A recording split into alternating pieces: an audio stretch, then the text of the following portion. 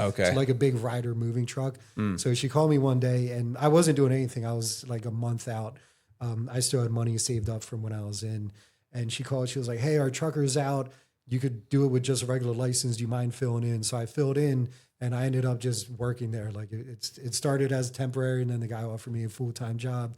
Oh, so wow. then I decided to go to night school for criminal justice because when I got out, there was no aid when it comes to that military to civilian transition.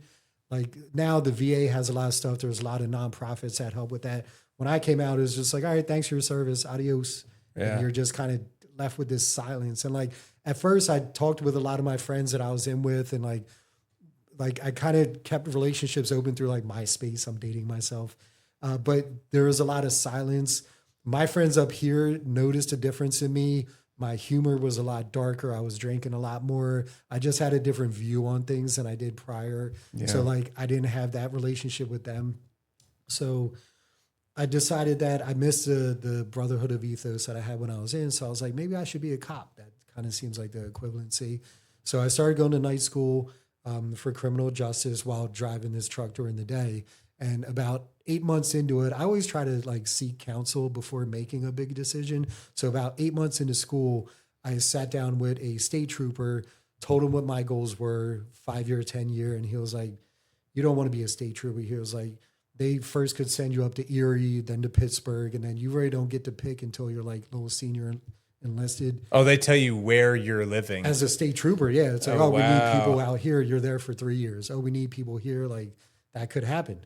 So he was like, why don't you talk to a local cop? And I was like, oh, that's not a bad idea. So I go into Westchester, sat down with a cop. And thank God these officers were completely honest with me because they could have been like, yeah, sign up here, you know.